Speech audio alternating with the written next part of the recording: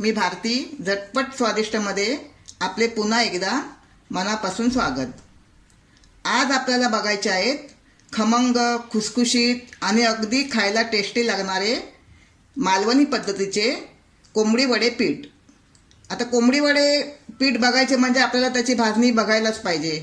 मग आता मी तुम्हाला भाजणीला लागणारे साहित्य दाखवते. ही ज्वारी आहे, ही मी अर्धा किलो घेतली आहे. हे 1 किलो तांदूळ आहेत.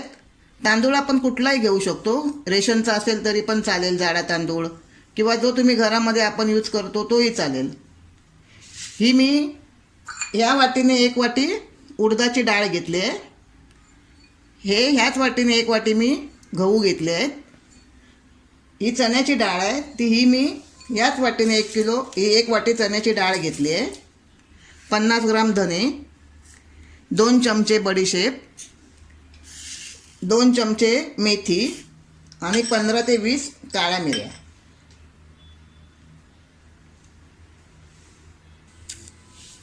आता सर्वात प्रथम आपल्याला काय करायचं आहे, आपल्याला तांदूळ भाजून घ्यायचे नाही आहेत. हे मी स्वच्छ धुवून एका कपड्यावर छानपैकी उन्हात सुकवून घेतलेले आहेत. हे 1 किलो तांदूळ आहे.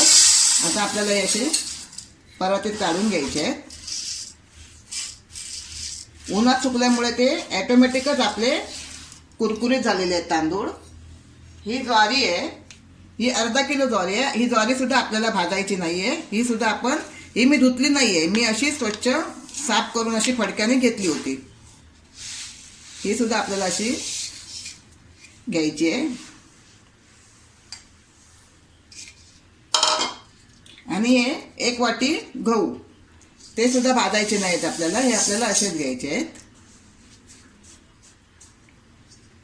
चला तर आता आपल्याला भाजणी कशी करायची ते पाहूया. सर्वप्रथम मी पॅन गरम करत ठेवला होता. गरम झालाय आपला छान. आता आपण त्यात ही चण्याची डाळ टाकूया. आपल्याला ही मीडियम गॅसवरच थोडी भाजून घ्यायची आहे, जास्त काळी करायची नाही आहे. यासाठी आपल्याला बिलकुल तेलाचा वापर करायचा नाही आहे. आपल्याला भाजणी करताना पूर्णपणे त्या डाळी आपल्याला सुक्यात भाजून घ्यायच्या आहेत.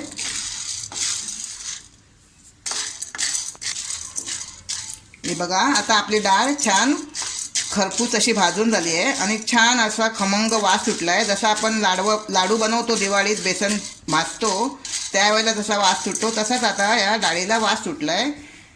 अगदी खमंग डाळ भाजून झाली आहे.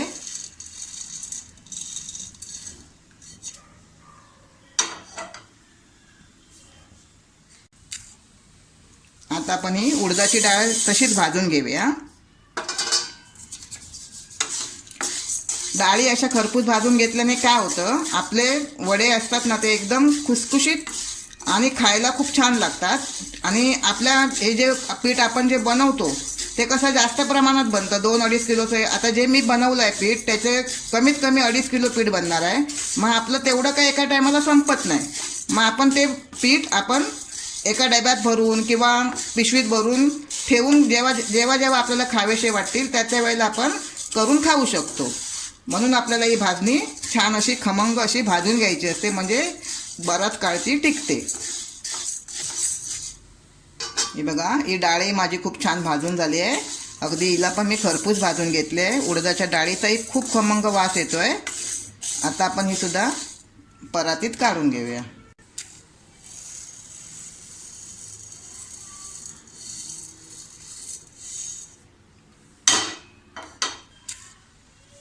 आता हे मी 50 ग्राम धने घेतले आहेत. हे पण आपल्याला छान असे खमंग भाजून घ्यायचे आहेत. जर तुम्हाला असे खुसखुशीत अगदी टम्म फुगणारे वडे खायचे असतील, कोंबडी वडे, तर तुम्ही ज्या प्रकारे मी माझी भाजणी केली आहे, ज्या प्रमाणात मी साहित्य घेतलं आहे त्या हिशोबाने जर तुम्ही साहित्य बरोबर घेतलात तर तुमचे नक्कीच कोंबडी वडे अगदी छान होतील आणि तुम्हाला पुन्हा पुन्हा खावेसे वाटतील. त्यासाठी माझी भाजणी रेसिपी पूर्णपणे बघा आणि तशीच तुम्ही भाजून घरी वडे बनवा. हे बघा, छान माझे आता धनेसुद्धा भाजून झाले आहेत.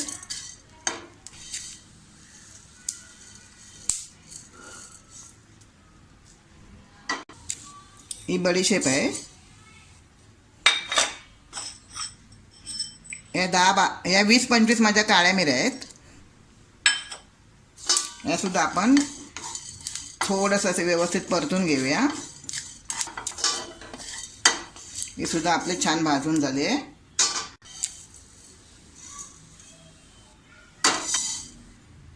आता आपण ही मेथी भाजून घेऊया. मेथी जास्त काळी करायची नाही आहे, नाहीतर तिचा कडवटपणा आपल्याला जास्त लागेल, म्हणून थोडीशीच आपल्याला ती परतायची आहे. जर तुम्हाला कोंबडी वडे खायचे असतील आणि कोंबडी वडे कसे बनवतात ते जर तुम्हाला बघायचे असतील तर तुम्ही माझा याच्या पुढे जो व्हिडिओ येणार आहे तो नक्की पहा. म्हणजे तुम्हाला त्या प्रकारे कोंबडी वडे बघून तुम्हाला घरात बनवता येतील. आणि तुम्ही जर माझा व्हिडिओ अजूनपर्यंत सबस्क्राईब व्हिडिओला केलं नसेल तर माझ्या व्हिडिओला सबस्क्राईब करा, आपल्या मित्रमैत्रिणींना शेअर करा आणि लाईक करा.